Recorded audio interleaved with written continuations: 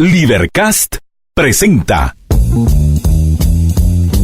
una producción de Libertópolis, donde nuestra misión es promover un mundo de personas libres y responsables en búsqueda de su felicidad. Creamos valor innovando, analizando y transmitiendo información e ideas. Día a día encontrarás los episodios de las emisiones correspondientes a nuestros programas. Contravía, todo a pulmón. Contravía por la tarde, más negocios y Liberviernes.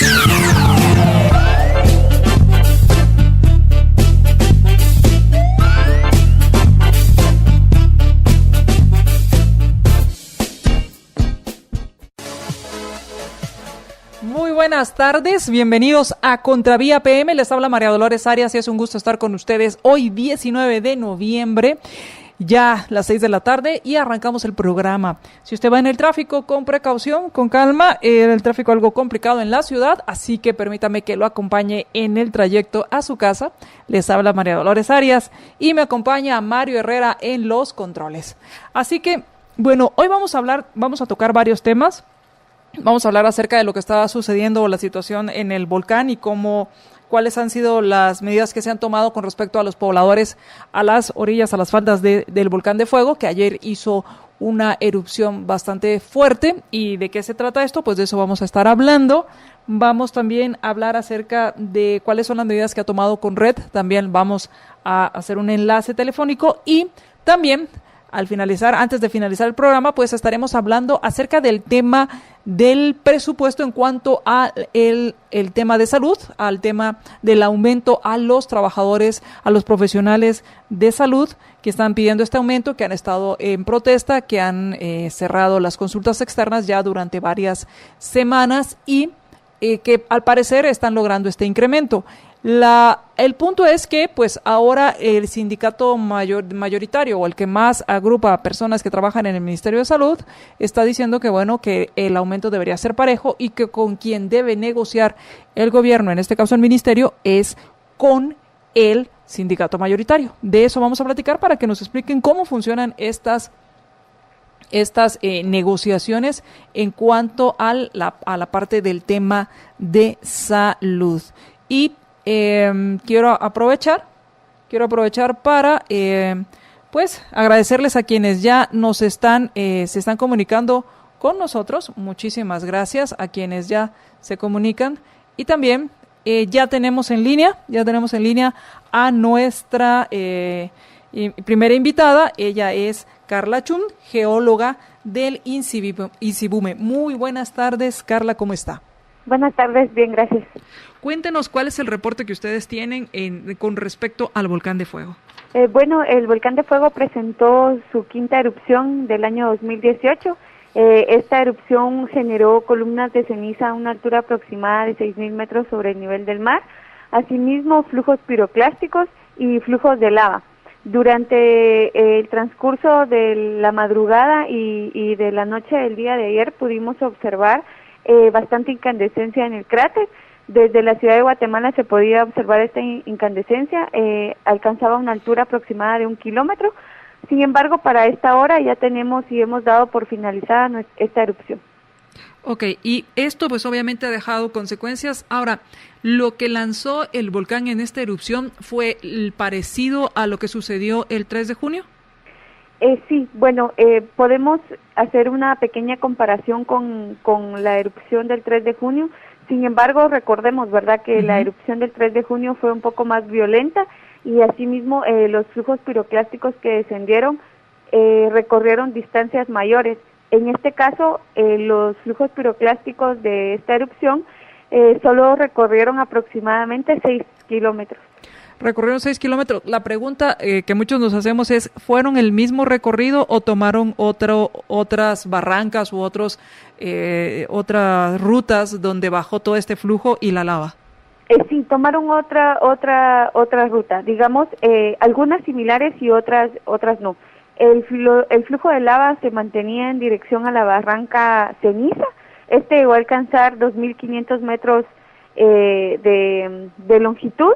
Y bueno, los flujos piroclásticos descendieron por la Barranca Seca, por la Barranca El Jute, Las Lajas y Barranca Honda. Obviamente, supongo que, y para ir entendiendo, la velocidad a la que bajan es diferente. Sí, un flujo de lava no baja a la misma velocidad que un flujo piroclástico.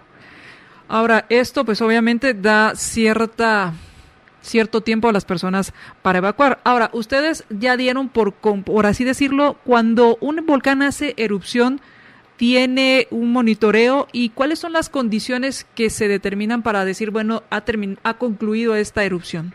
Bueno, en este caso hemos visto, ¿verdad?, que la sismicidad ha descendido, muestra un decrecimiento.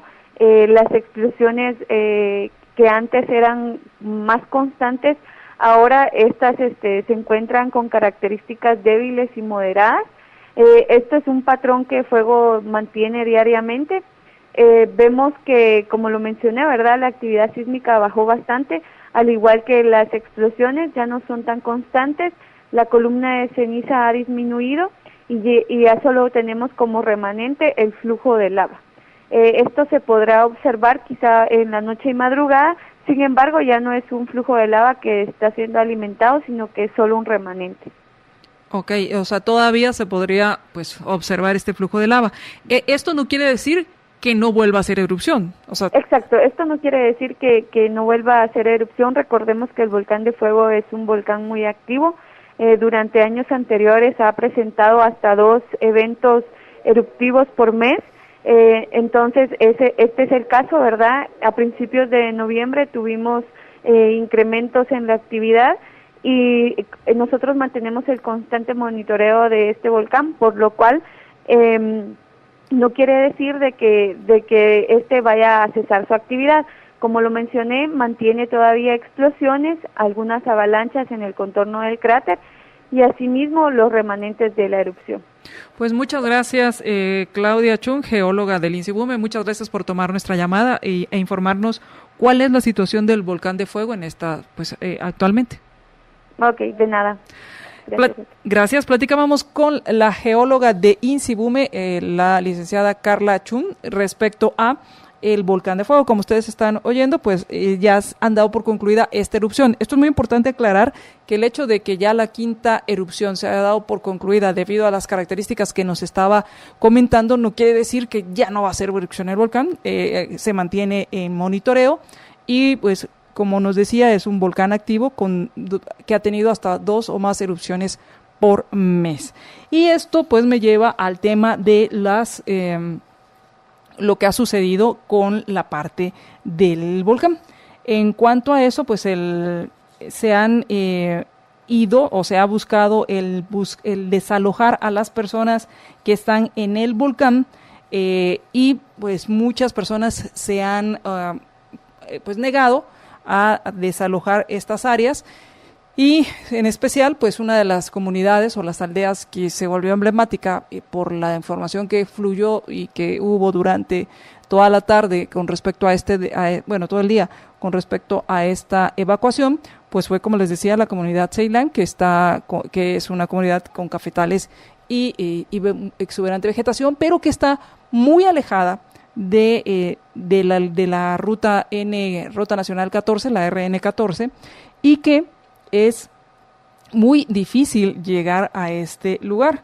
Está aproximadamente como a más de 20 kilómetros de la ruta nacional. Es un camino complicado, un camino en el cual pues solo se llega a través de un vehículo de doble tracción, pero además pues hay que atravesar algunos ríos, algunos riachuelos, y pues esto hace que el acceso a este lugar y llegar a este lugar pues sea bastante complicado.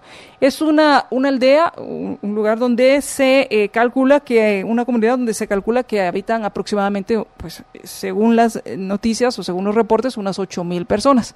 De esas, solo 12 personas estuvieron dispuestas a ser evacuadas. Hubo camiones del ejército, llegaron ahí y fueron solo estas 12 personas quienes aceptaron ser llevadas a los albergues ubicados en Escuintla. Esto pues obviamente es una situación bastante complicada, porque a pesar de que se esperaba que fueran más las personas que desalojaran el lugar debido a la violencia de esta erupción y tan cercana la situación de lo que sucedió en San Miguel Los Lotes en junio pasado, no fue así. Y esto es un tema del cual podríamos hablar y podríamos analizar en cuanto a que mucha gente, pues unos dirían, pues tengo las prioridades equivocadas, pero por otro lado también es fácil de entender para quienes se ponen a pensar en dos consideraciones. Una es que el generar, primero, más que el perder esto a raíz de las explosiones o de estas erupciones, el punto es perderlas porque hay pillaje, porque llega gente y se roba las cosas. Porque si estando uno en su casa o estando uno presente hay estas posibilidades de robo, pues imagínense si se deja este lugar, cuánta gente no aprovecharía para robarse las cosas. Esta es una de las observaciones que hacían o que de las consideraciones que hacían para no evacuar estas comunidades. Por otro lado, la otra observación era cómo recuperamos todo esto si no lo roban. Y este es el otro punto, lo complicado que es generar riqueza en nuestro país.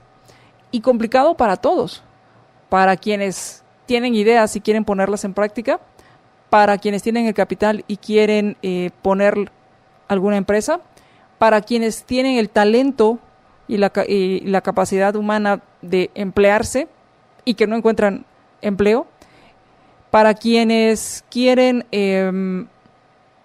producir y no pueden.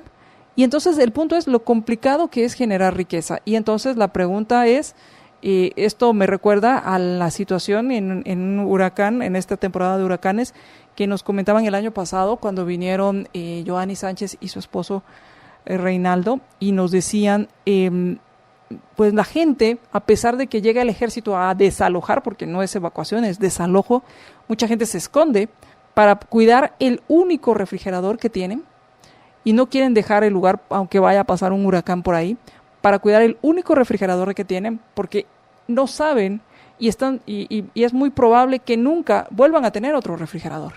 Así las cosas. Y entonces me pregunto cuánto no vivimos de esto en comunidades como la de Ceilán. Vamos a ir al corte y cuando regresemos vamos a platicar y vamos a hablar acerca de cuáles son las medidas y qué es lo que se está haciendo en la Conred para pues ver esta situación. Así que vamos al corte. Quiero agradecerles a quienes ya se están pues conectando con nosotros. Muchísimas gracias. Quienes nos escuchan por la 102.1 FM, gracias. Nos pueden mandar sus mensajes al 4585-4280. Ese es nuestro teléfono en WhatsApp. Ese es nuestro WhatsApp. Ese es nuestro teléfono de WhatsApp. Sí. Y además, a quienes nos ven por nuestras diferentes plataformas, facebook.com/Libertópolis, en YouTube nuestro canal es Libertópolis y en Twitter @Libertópolis. Muchas gracias.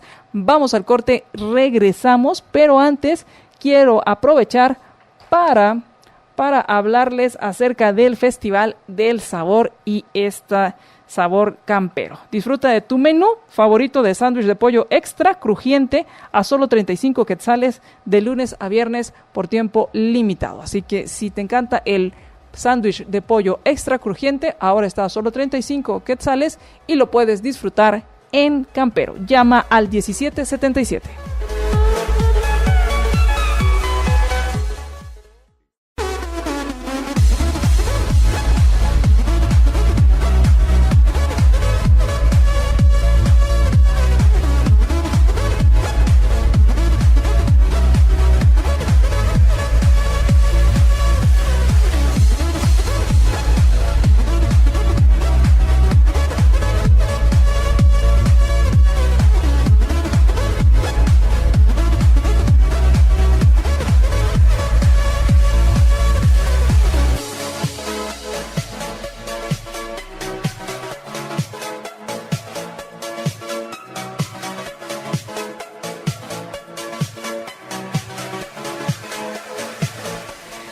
Gracias, ya tengo, y bueno, ya gracias a quienes ya se conectaron, muchas gracias por sus mensajes, nos mandan saludos desde Cubuco en Las Verapaces, muchas gracias, Ingrid Berganza también, Patricia Herrera, buenas tardes y buenas tardes a ti también, por favor compartan nuestra transmisión, muchas gracias a quienes ya lo están compartiendo, Ramiro también saludos, comparte nuestra transmisión, muchísimas gracias a Edmer Josué, que nos manda saludos, como les decía, desde Alta Verapaces, sigan adelante. Muchas gracias, Josué, y también comparte nuestra transmisión. Bueno, parte de las noticias que hay hoy, una de ellas es la renuncia del ministro de Cultura, del ministro de Cultura, quien pues presentó hoy su renuncia para optar, al parecer, y esto es lo que ha estado circulando, que va a optar a un puesto público en las próximas elecciones y por consiguiente pues ya se desmarca del gobierno actual, el ministro de Cultura y Deportes, ahora ya exministro, ahora pues el presidente tendrá que aceptarle su renuncia, ya que se va a lanzar para las próximas elecciones para algún puesto. Aún no tengo claro, y si ustedes lo tienen, pues me cuentan, pero no tengo claro si se va a lanzar para presidente o algún otro puesto de elección popular. Así que, pues renuncia el ministro el ministro de Cultura y Deportes, José Luis, ahorita les digo el nombre, José Luis Chea Urrehuela. Así que él renuncia. Y ya tenemos en la línea a nuestro siguiente invitado, es el vocero de Conred, David de León. Muy buenas tardes, David, ¿cómo está? Buenas tardes, un gusto saludarle. Muchas gracias por tomar nuestra comunicación y quisiera preguntarle cuál es la situación actualmente con respecto al volcán de fuego. Bueno, el volcán de fuego, luego de 32 horas que registraba esta quinta fase eruptiva, el INSIBUME recién ha informado que el volcán regresa, por así decirlo de esta manera, a los parámetros considerados dentro de lo normal, finalizando la quinta fase eruptiva que inició ayer domingo a las 10 de la mañana. Quiere decir que fueron aproximadamente 32 horas en donde el volcán registró un incremento que sorprendía a muchas personas, que generaba temor también en algunas comunidades con estas explosiones bastante fuertes y toda esta columna de ceniza que generó. Y es que en eso consistió esta quinta fase eruptiva, en flujos de lava, flujos piroclásticos también, que era posible observar desde comunidades aledañas. Hasta este momento, y se había realizado todo un proceso de evacuación de forma preventiva de más de 4.100 personas, las personas que se tenían en los albergues hasta este momento son alrededor de 2.300. Las personas a partir de mañana, martes, van a estar retornando a sus viviendas. No se realiza hoy por cuestiones de seguridad, pero mañana en horas de la mañana está previsto ya el retorno de las familias a sus hogares, considerando pues la actividad que ha descendido también del volcán de fuego. ¿Cuántos albergues se habilitaron y en dónde fue? Fueron 5 albergues que se habilitaron por parte de las instituciones. Estamos hablando que 4 de estos fueron en el área de Escuintla, en el municipio de Escuintla directamente, y otro albergue más que se habilitó en Santa Lucía, Cochumalguapa, el gimnasio municipal, en donde también se estuvo brindando la atención a las personas. Una de las situaciones o una de las objeciones que tuvieron, porque hoy estuvo circulando noticias con respecto a lo que sucedió en la comunidad de Ceilán, una de las objeciones que tenían era respecto a la seguridad de sus pertenencias. ¿Ustedes coordinan esta situación o esto ya depende directamente del Ministerio de Gobernación y Ministerio de Defensa? Dentro de los planes, por ejemplo, del Plan Nacional de Respuesta, que es el que sirve de guía a todas las instituciones en el actuar ante una eventualidad, una eventualidad, se establece el tema también de resguardo de pertenencias de las personas. Y esto es una coordinación que se realiza con el Ministerio de Gobernación y en algún momento también el Ministerio de la Defensa apoya en este proceso. Y al momento de realizar las evacuaciones se coordina personal, en este caso de seguridad, de Policía Nacional Civil, que pueda permanecer en el área, esto como una forma de custodia de las pertenencias de las personas, porque es una de las situaciones, por ejemplo, cuando se pide a las personas evacuar, el temor al robo de las pertenencias, y es algo que consideramos también, pero nosotros tratamos de hacer el salvaguardar la vida de las personas, la vida de las familias, para evitar estar en una condición de peligro, en este caso por la actividad del volcán. Claro, y esta es una de las principales objeciones en cuanto a cuando hay una de estas evacuaciones. Ahora, en cuanto al material que lanzó el volcán, y nos explicaban anteriormente, cuando hablábamos con personal de INSIBUME, la geóloga Carla Chun, nos contaba que había habido emisión en la erupción había ceniza, lava y flujo piroclástico. ¿Ha habido alguna complicación que ustedes hayan sabido con respecto a la ceniza que ha caído en diferentes áreas? Tuvimos el reporte de sectores, principalmente en el casco urbano de Yepocapa, donde sí el material volcánico se depositó prácticamente en este lugar. Otros reportes también que se generaban, o los reportes de presencia de finas partículas de ceniza en sectores del departamento de Suchitepeque. Entonces, considerando la dirección del viento, la columna que se estaba elevando a 5.000 metros sobre el nivel del mar, se tenía esa dispersión, pues, podríamos llamarle de esa manera, dispersión de la ceniza hacia la costa sur del país, aunque algunos sectores en Antiguo Guatemala reportaban también en algún momento la presencia de finas partículas de ceniza, pero podríamos hablar como uno de los puntos más afectados por la presencia de ceniza, principalmente el municipio de Yepocapa en Chimaltenango. ¿Cuáles son las consideraciones que alguien debería tener si nos está escuchando en estas áreas?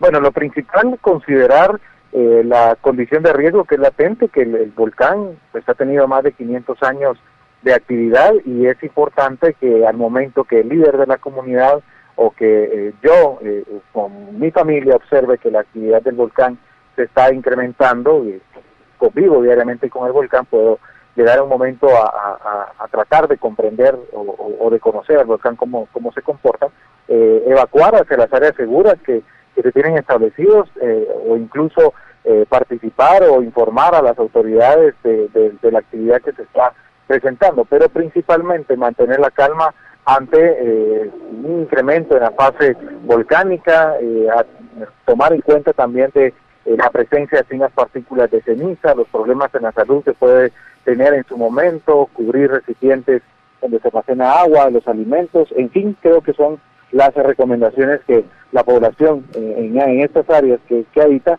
debe tener siempre presente.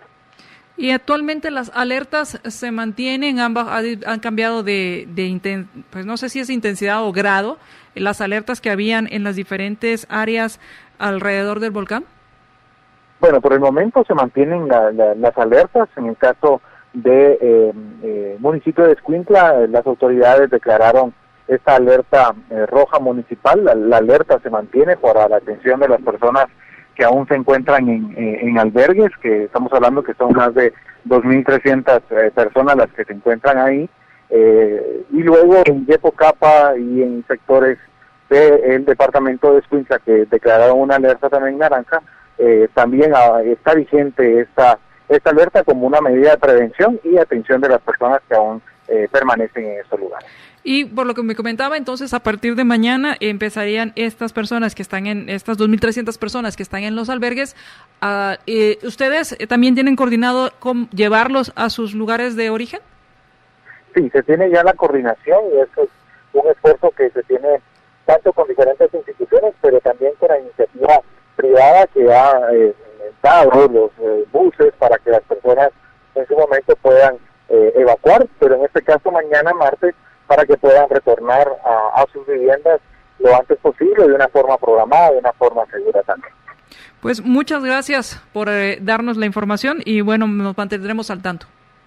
Saludos, Marador. Muchas gracias, David de León, vocero de Conred, con quien estábamos hablando acerca de esta situación. Y como, bueno, ya tenemos la información de ambos lados, podemos redondearla, si podemos llamarlo así. Nos dice la geóloga del INSIBUME que han dado por concluida esta quinta fase eruptiva, y entonces por consiguiente también en Conred pues siguen con las alertas atendiendo a la población de estos 2.300 personas albergadas, pero hay que recargar que fueron 4.100 personas evacuadas, y de estas 2.300 que están en albergues pues mañana empezarán a regresar a sus lugares de origen, obviamente manteniendo una atención permanente a lo que sucede en el volcán. Y bueno, esto es en cuanto al volcán. Ahora les contaba, primero ya les conté acerca de la renuncia la renuncia del ministro de Cultura y Deportes, José Luis Chea Urruela. Ya el presidente Jimmy Morales decidirá si acepta o no esta renuncia. Y pues, por lo que se menciona, pues es para optar a un cargo público, de elección pública.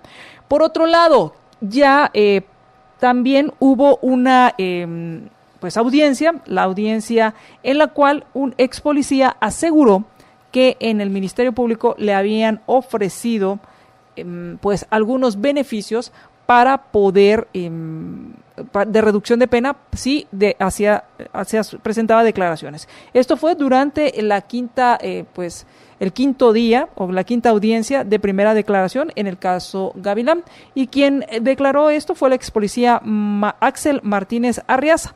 Él está condenado por ejecuciones extrajudiciales y le dijo a la juez Claudette Domínguez que los investigadores del Ministerio Público y de la CICIG le habían ofrecido colaborar, beneficios si colaboraba con la investigación y le ofrecieron reducción de penas. Según las declaraciones, durante el proceso penal en su contra, en la cual lo encontraron culpable en el 2013, fiscales e investigadores de la CICIG le dijeron o se acercaron a él en 3 ocasiones para ofrecerle que colaborara con la investigación a cambio de una reducción de pena y protección y salir del país. Según en sus declaraciones, lo que él dice es que él estaba atravesando por una situación familiar muy complicada, habían muerto sus familiares y que los fiscales y los investigadores le habían ofrecido un acuerdo para reducirle la oferta y que además lo iban a sacar del país. Él rechazó todas las ofertas y considera que esta nueva acusación es un intento de venganza por no haber colaborado con ellos. Ahora, el jefe de la Fiscalía Especial contra la Impunidad de la FESI, Juan Francisco Sandoval, aseguró que bajo ninguna circunstancia el Ministerio Público ofrece un acuerdo de colaboración eficaz a una persona, que ellos no lo ofrecen, que es cuando le piden, según lo que entiendo, que es cuando el sindicado, quien debe acercar primero a la Fiscalía para pedir un acuerdo, y es entonces ahí cuando ya se hace esta negociación o este acuerdo de cuál es el beneficio que obtendrá aquel que da sus declaraciones. Pues esto se complica aún más. Ahora estas declaraciones que habrá que determinar, quién dice la verdad. Por un lado, un ex policía diciendo que se le acercaron para ofrecerle beneficios. Por otro lado, criminales condenados por secuestros y asesinatos diciendo que fueron torturados por una persona. Después un audio filtrado donde está esta negociación, y el mismo que ahora habla y dice cómo lo maltrataron decía: no tengo nada en contra de pero usted dígame qué digo. Y cada vez más complicado y muy importante lo que va a suceder.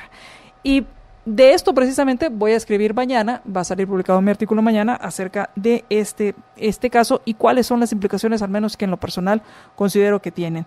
Y por tanto, durante esta audiencia, el fiscal que está a cargo de este caso, Carlos de León, lo que solicitó fue que sean ligados a proceso penal por los delitos de ejecución extrajudicial y tortura, quienes están afrontando este juicio. Carlos Bielman por ejecución extrajudicial y tortura, Stu Velasco por ejecución extrajudicial, así como Víctor Ruiz y Axel Martínez Arriaza y Francisco Huarcax de Paz serían acusados o serían señalados por el delito de ejecución extrajudicial, y esto ya decidirá la juez si lo concede o no.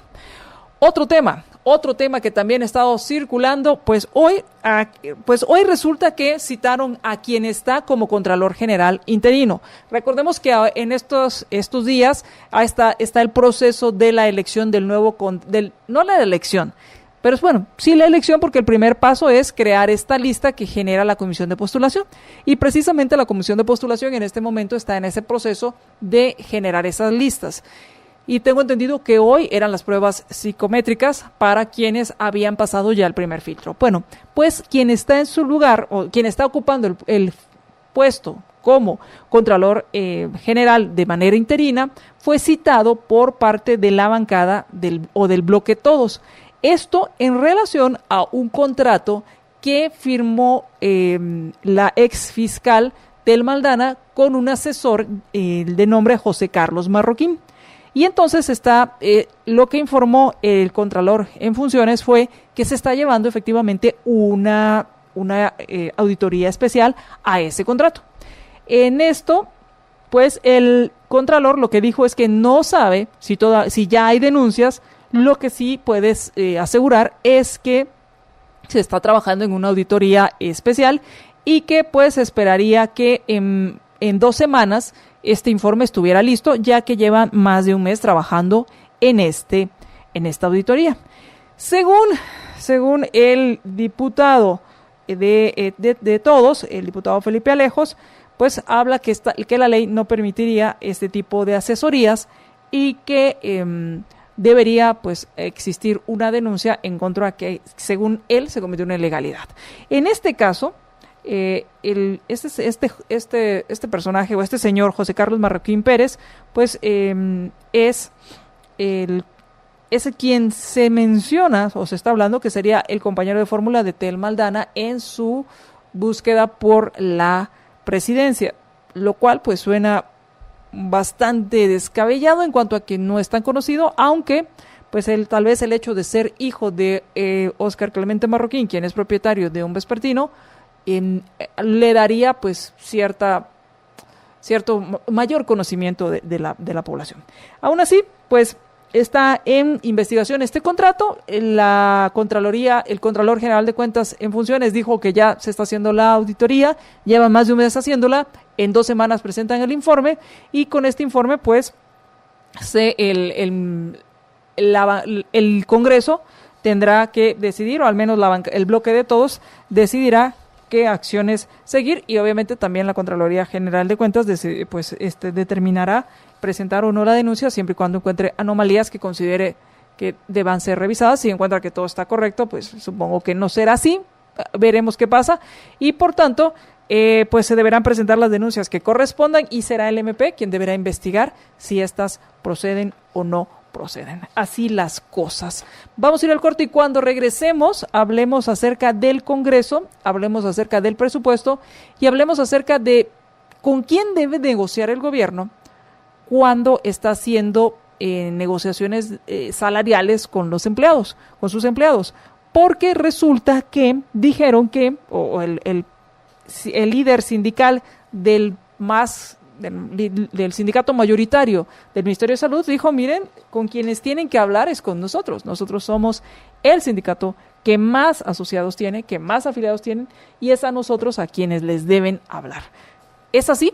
De eso vamos a platicar con nuestro invitado cuando regresemos del corte.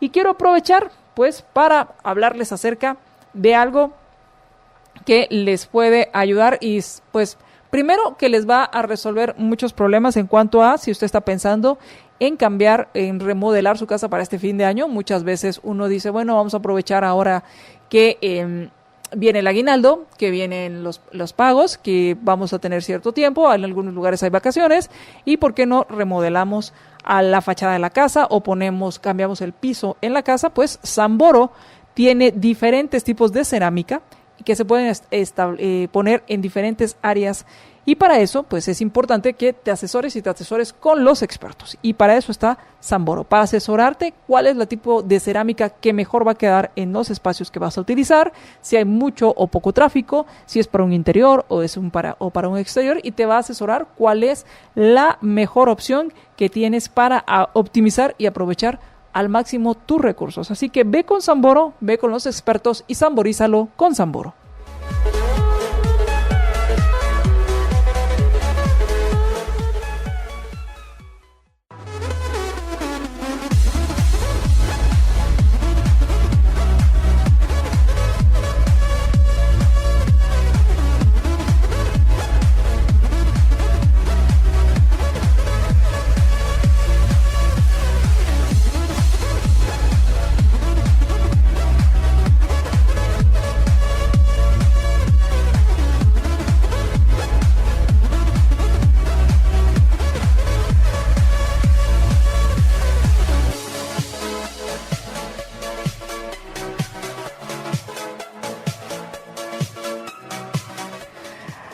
Regresamos a Contravía PM, les habla María Dolores Arias, gracias por estar con nosotros, gracias por compartir nuestra transmisión y gracias a quienes nos siguen a través de nuestras diferentes plataformas. Pues bien, resulta que hoy salió en Prensa Libre publicada una nota con respecto al aumento sindical al aumento salarial que está pidiendo los profesionales de la salud. En este caso estamos hablando de los médicos. Y ellos están solicitando un aumento y que debería estar incluido en el presupuesto, y esto pues ha hecho que se hayan agudizado las medidas, las protestas, el cierre de la consulta externa, porque deben incluirse 601 millones de quetzales en el presupuesto del Ministerio de Salud para poder cubrir con estos aumentos. Pues bien, salió y dio declaraciones el líder sindical Luis Alpírez, dirigente del Sindicato Frente Nacional de Lucha, diciendo que es con ellos con quien debe negociarse y que si se va a dar este aumento, pues debería ser parejo y que si no van a impugnar esta aprobación que hiciera el Congreso, ya que debería también otorgárselo a ellos y ser parte de estos beneficios. Según las declaraciones de este señor, el señor Alpírez, pues lo que él habla es que cualquier incremento debe ser negociado con el sindicato mayoritario. Y declaraciones, si lo aprueban, nosotros acomodamos nuestro presupuesto y que nos den parejo. Tiene que ser para todos. El Congreso sabe que no puede legislar eso porque va a encender las cosas en el ministerio. Y entonces lo que siempre nos hemos preguntado es respecto a los incrementos parejos, pero ¿qué pasa aquí con respecto a estos profesionales de la salud que lo que hicieron fue crear un comité ad hoc para pedir estos incrementos? Con esto, pues vamos a platicar con nuestro invitado, el licenciado Fernández Molina, quien ya se encuentra en la línea. Muy buenas tardes, licenciado, ¿cómo está? María Dolores, buena tarde y buena tarde a la amplia e inteligente audiencia que tiene Libertópolis. Muchas gracias por estar con nosotros y por aceptar platicar con nosotros con respecto a este tema. ¿Qué pasa aquí? Porque por un lado está el comité ad hoc de los profesionales, pero por otro lado está el sindicato de este Frente Nacional de Lucha diciendo que ellos son el sindicato mayoritario y que el incremento debería ser parejo, con lo cual 601 millones pues serían nada para poder cumplir con estas peticiones. Mire, realmente este tema por un lado me gusta y otro no me gusta para nada. Me gusta por cuanto es necesario abordarlo, porque ya el presupuesto ya no da para más. Y si a todo esto los servicios públicos en salud, en educación o en cualquier rama estuvieran bien, uno dice, bueno, por lo menos algo se logró.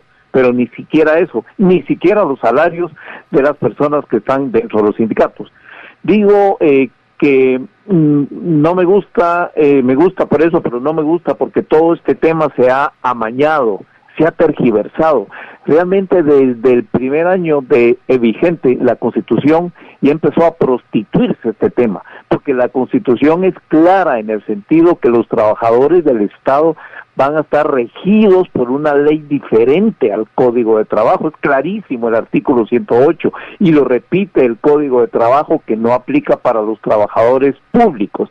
Ahora, ¿por qué vino a confundirse estas dos esferas que estaban claramente delimitadas y separadas? Realmente en el gobierno de Cerezo Arévalo se emitió en el 86 la primera ley de huelga de los trabajadores del Estado, y poco a poco fueron avanzando para que las dos esferas se confundieran, en el sentido de confundir, de unir, y realmente los trabajadores se creen en el escenario, pues, trabajadores públicos de exigir, cuando los escenarios no son los mismos. Si van a negociar un empresario, una administración con los trabajadores, hay de por medio están dos intereses opuestos, para uno hacer más dinero y para el otro tener mejores salarios. Pero eso no sucede con el Estado. Esa pugna, esa lucha frontal no está con el Estado, y olvidamos lo principal, una tercera parte, que es la población en general. ¿Qué pasó con la población en general? Y no es cierto que mientras más dinero, mientras menos salario se pague, más dinero va a ganar el empleador, si es el Estado, por favor. Ahora, oí que mencionó sindicato mayoritario, es cierto. El artículo 51 del Código de Trabajo, no la ley de servicio civil ni ley de huelga, Código de Trabajo, dice que el empleador debe negociar con el sindicato mayoritario. Pero en entidades como estas hay múltiples sindicatos y de muy diferentes ocupaciones, o sea, de diferentes jerarquías o niveles, llamémoslo así. Y en ese contexto, negociar con quién. Pero partimos de una premisa falsa. Esto de los salarios no se puede negociar, porque el primer actor que debería estar sentado es el Ministerio de Finanzas. Y en segundo lugar, hay una ley general de presupuesto y hay leyes de los salarios de toda la administración pública. Son leyes que no se pueden cambiar y modificar. Claro que está abierta la negociación colectiva, pero para aspectos puramente coyunturales, específicos, particulares de un centro de trabajo. Pero a cuestiones genéricas que abarcan transversalmente a toda la administración pública no se puede negociar, porque la distorsiona y porque crea un derecho de aquellos servidores públicos a quienes no les haya beneficiado. O sea, es un caos y una anarquía.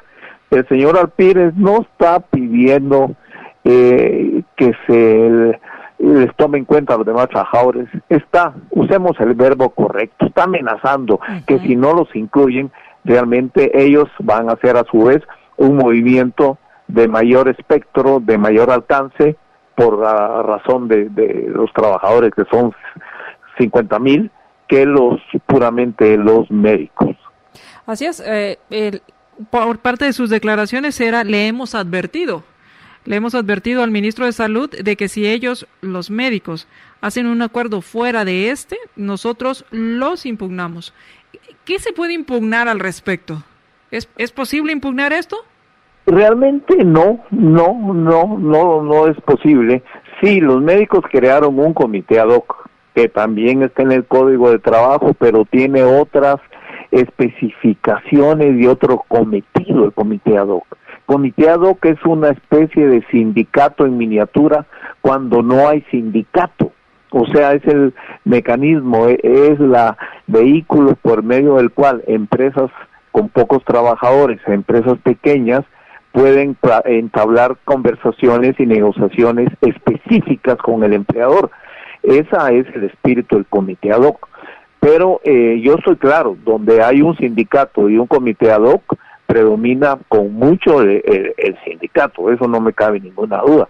Pero los médicos pueden argumentar que su función es realmente específica.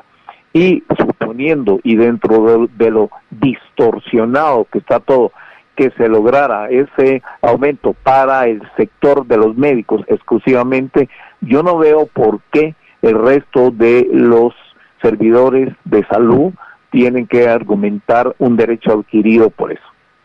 Porque en dado caso, entonces, sucedería lo mismo con todas las otras situaciones en los diferentes ministerios.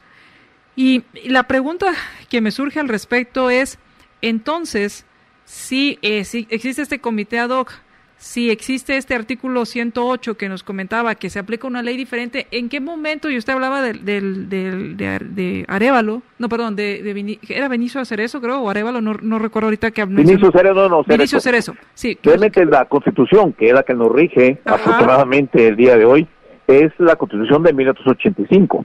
Pero ya en el 86, por la presión de los trabajadores y un gobierno un poco demagógico, hablemoslo claro, abrió las puertas para la ley 71-86, que es la ley de sindicalización y de negociación colectiva de trabajadores del Estado, ley de huelga se le llama comúnmente.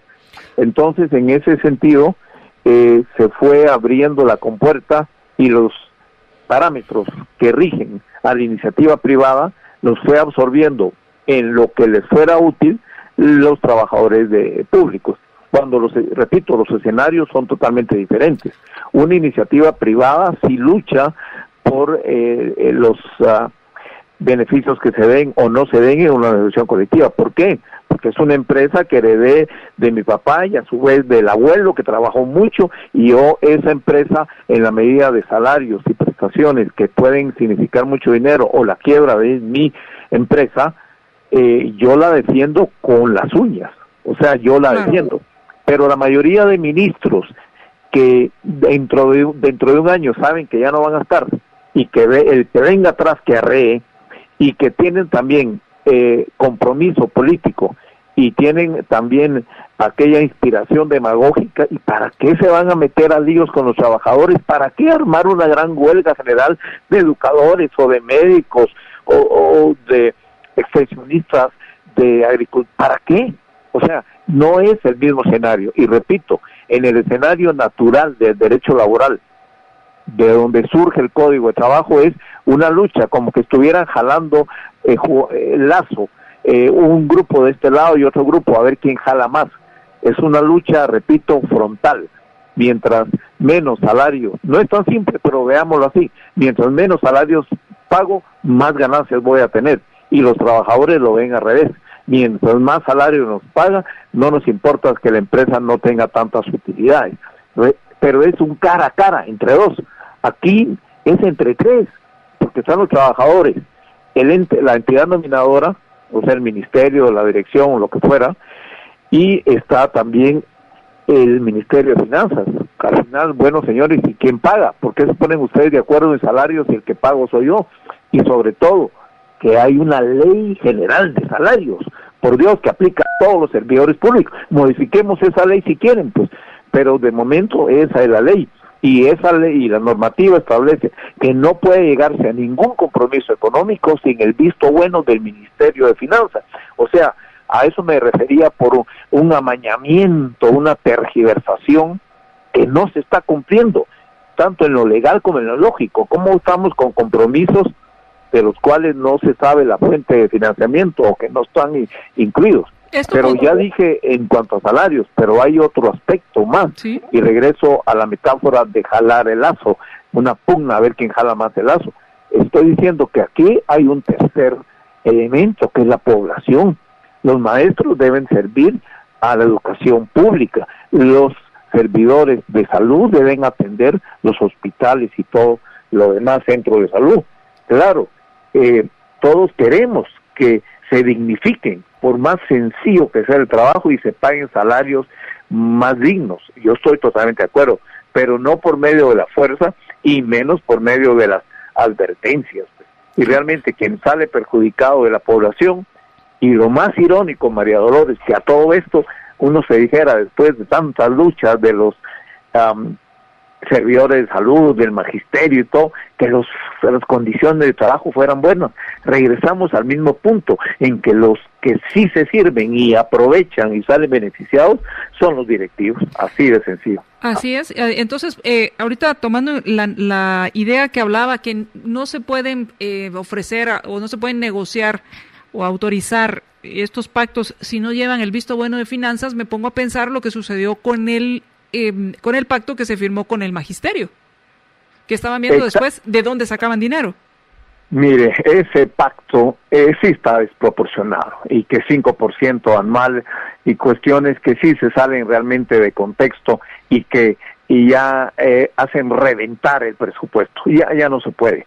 Ahorita, si usted mira, ahí quieren mejores servicios, quieren mejores salarios, salud, médicos, Universidad de San Carlos, organismo judicial, Corte de Constitucionalidad, Ministerio, todo el mundo se queja de escasez de fondos, y realmente no se puede pactar en forma unilateral sin ver el conjunto. Este es un engranaje que tiene una serie de ruedas dentadas que van dando vueltas y empalman perfectamente acopladas. No se puede ver en forma aislada, y ese es un vicio que hemos tenido, y los resultados están a la vista. Pero, repito, sobre todo es ilegal. No estoy diciendo por ilegal que se esté en sí cometiendo un delito, no. Estoy diciendo ilegal que no se está cumpliendo con lo que dice la ley, ni la ley en materia de financiamiento, que todo pacto colectivo, y eso lo dice ese decreto 7186 de negociación de pactos del Estado, debe contarse con el visto bueno del Ministerio de Finanzas. Y por otro lado, el aspecto de la formalidad puramente de la negociación. Uno va a negociar un pacto por 3 años, lo que fuera, y en ese contexto pues se debe negociar. Pero, repito, ni se está pidiendo la autorización de finanzas, ni se está cumpliendo con la ley en materia de salarios de la administración pública. Pues muchas gracias por habernos tomado la llamada, gracias por explicarnos qué es lo que está sucediendo con estas negociaciones y obviamente pues el presupuesto, de algún lado tiene que salir el dinero, se mete en el presupuesto y obviamente sale de nuestros impuestos. Bueno, no sé, María Dolores, si lo puedo explicar, porque la verdad que ni yo mismo lo entiendo. Es tal el relajo y tal la anarquía que han creado en esto y la solución politiquera desde el año 2000. Bueno, para que no hagan clavo, démosle. Y aquí es quien no llora no mama, pues, y se ponen aquellos movimientos, bloqueos, etcétera. Es lamentable y hay un punto en que tenemos que ponerle orden porque esto nos precipita, aumenta la gran confusión en que estamos envueltos. A ustedes muchas gracias y cualquier otra cosa a la orden. Muchísimas gracias. Estábamos platicando con el licenciado Luis Fernández Molina, con quien hablábamos acerca de estos pactos y sobre todo porque se está hablando del presupuesto, se está hablando de este incremento a los profesionales de la salud y que Luis Alpírez, quien es el dirigente del sindicato Frente Nacional de Lucha, para quien me preguntaba, para Yamandu, que nos preguntaba quién era el joviel de los salubristas, pues es Luis Alpírez del Frente Nacional de Lucha, este sindicato de los salubristas, que está diciendo o amenazando que si aumentan el sueldo a los médicos, a los profesionales de la salud, pues también a ellos, y que debe ser parejo. Y pues nos explicaba el licenciado Fernández Molina cómo se hizo pues no un chirmol, pero sí hicieron una mezcla muy conveniente para el gobierno y para los sindicatos, que lo podemos ver en muchos lugares de América Latina, en el cual se hace esa connivencia entre gobierno de turno y sindicalistas para distribuirse el botín y asegurarse continuar en el poder como partido.